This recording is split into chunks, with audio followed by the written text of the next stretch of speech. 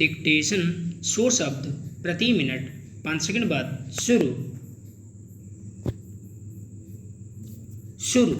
भारत में विद्यमान रूस के सुखोई विमानों की खरीद के लगभग 23 वर्ष बाद 30 जुलाई 2020 को 5 सुपरसोनिक राफेल लड़ाकू विमान भी भारतीय सेना में शामिल हो गए हैं।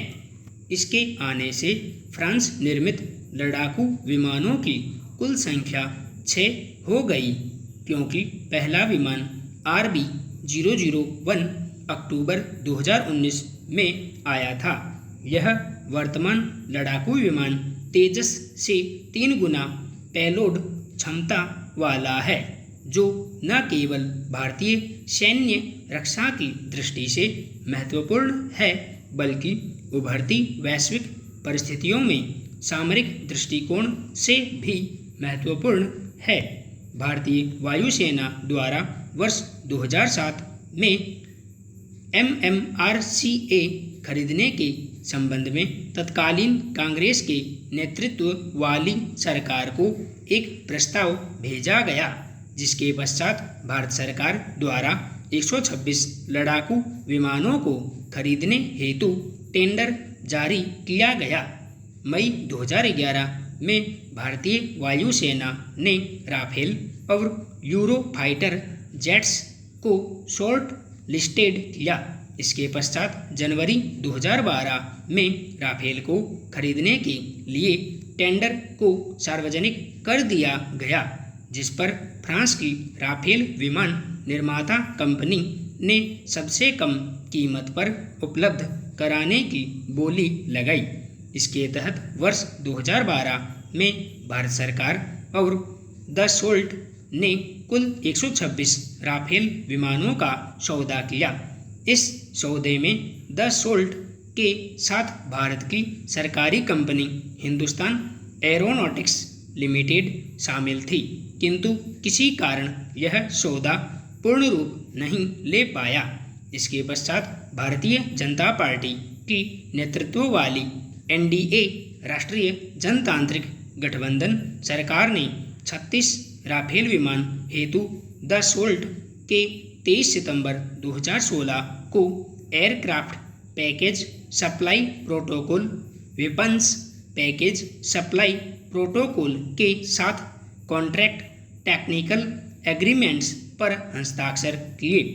इन 36 विमानों की कुल लागत 7.8 करोड़ यूरो है।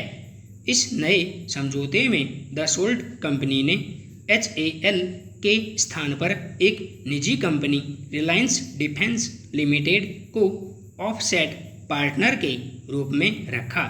कांग्रेस सहित अन्य विपक्षी दलों ने विमान की संख्या और कीमतों को लेकर काफ़ी विरोध किया और मामले को सुप्रीम कोर्ट में दर्ज कराया। सर्वोच्च न्यायालय ने दोनों पक्षों की दलील को सुनकर NDA सरकार के पक्ष में निर्णय देकर राफेल सौदे की प्रक्रिया को सही ठहराया।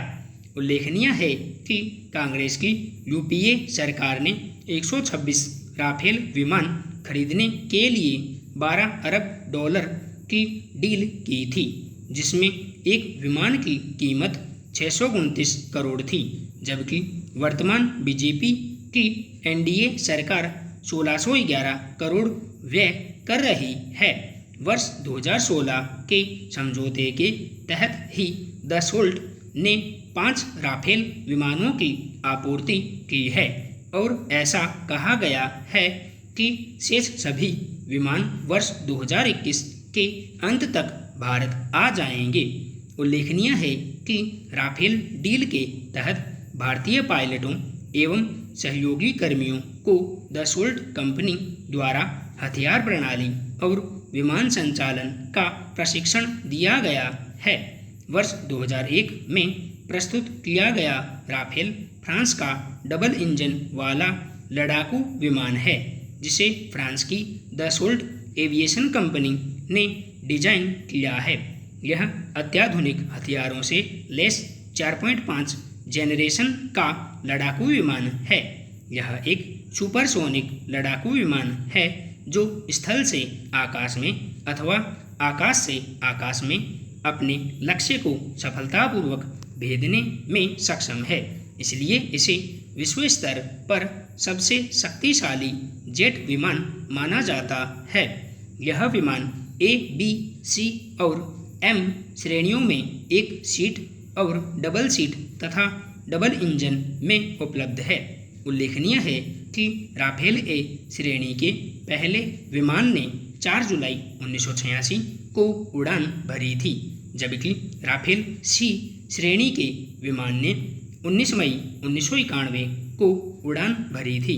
वर्ष 1986 से 2019 तक इस विमान की 201 यूनिट बन चुकी हैं। राफेल लड़ाकू विमान मीटिओर मिसाइल, SCALP क्रूज मिसाइल तथा MICA मिसाइल प्रणाली से लैस है, जो इसे सुरक्षा की दृष्टि से काफ़ी महत्वपूर्ण बनाती है। इनका संक्षिप्त परिचय इस प्रकार है।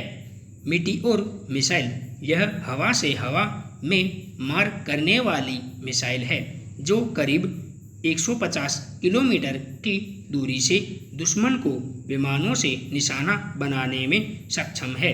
दुश्मन का विमान भारतीय विमान तक पहुँचे उससे पहले यह दुश्मन के विमान को नष्ट करने में सक्षम है। स्कल्प क्रूज मिसाइल विमान में लगी यह मिसाइल हवा से जमीन पर हमला करने वाली मिसाइल प्रणाली है, जो करीब 300 किलोमीटर दूर निशाना साधने में सक्षम है। MICA मिसाइल प्रणाली विमान में मौजूद यह एक बहुमुखी हवा से हवा में मार करने वाली मिसाइल प्रणाली है, जिससे 100 किलोमीटर की दूरी तक फायर किया जा सकता है। हालांकि यह मिसाइल प्रणाली पहले से ही भारतीय वायुसेना में मौजूद मिराज लड़ाकू विमान में कार्य कर रही है। इसके अतिरिक्त इसमें अत्याधुनिक मध्यम दूरी के हथियार प्रणाली हैमर को लगाया जाएगा, जिसकी विशेषता है कि नो स्कैप जोन में भी अगर विमान दिखाई देगा तो यह उसे मार गिरा देगा। हैमर मिसाइल का उपयोग मुख्य रूप से कुछ छिपे हुए स्थानों को नष्ट करने हेतु किया जाता है। अतः इस विमान में भारत ने अपनी आवश्यकतानुसार हैमर मिसाइल लगवाई है। भारत हमेशा से अपनी सैन्य सुरक्षा एवं सामाजिक सुरक्षा हेतु लड़ाकू विमानों की खरीद करता रहा है।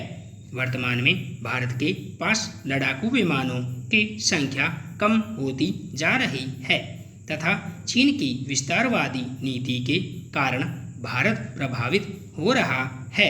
ऐसे में नवीन जेनरेशन के विमानों की आवश्यकता महसूस की जा रही है।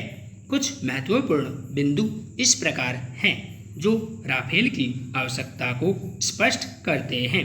राफेल बीते वर्षों से पूर्व अफगानिस्तान, लीबिया, इराक और सीरिया में हुए वायु युद्ध अभियान में अपनी क्षमताओं को प्रदर्शित कर चुका है। यह भारत के लिए मनोवैज्ञानिक दृष्टि से महत्वपूर्ण है। राफेल के आने से भारत की सैन्य क्षमता एवं सामरिक सुरक्षा में वृद्धि होगी। साथ ही भारत भी अब विश्व के अन्य देशों की भांति 5वीं पीढ़ी के लड़ाकू विमान से लैस हो गया। इतना ही नहीं, राफेल भारत को दक्षिण एशिया में शक्ति संतुलन स्थापित करने में भी काफ़ी मददगार सिद्ध होगा। इस प्रकार राफेल लड़ाकू विमान भारत के लिए विभिन्न रूपों में महत्वपूर्ण है। राफेल लड़ाकू विमान भारत की सुरक्षा की दृष्टि से महत्वपूर्ण होने के साथ इसमें भारत की रक्षा को बढ़ावा देने की क्षमता मौजूद है। अतः फ्रांस के साथ भारत को रक्षा विकास के लिए एक तंत्र स्थापित करना चाहिए तथा सामरिक संबंधों को मजबूत बनाया जाना चाहिए। इसके साथ ही भारत के शीर्ष सैन्य अधिकारियों तथा तीनों सेनाओं की चुनौतियों को जल्द से जल्द दूर करने का प्रयास करना चाहिए। तभी भारतीय सैन्य बलों को मजबूत बनाया जा सकेगा, जिससे जवानों को प्रोत्साहन मिलेगा। साथ ही 5वीं पीढ़ी का यह लड़ाकू विमान भारत को विश्व के अन्य अत्याधुनिक विमानों से लैस देशों में शामिल करता है, जिसे बनाए रखने की आवश्यकता है। तभी भारत दक्षिण एशिया में शक्ति संतुलन को स्थापित करने में सक्षम हो पाएगा। संपूर्ण विराम।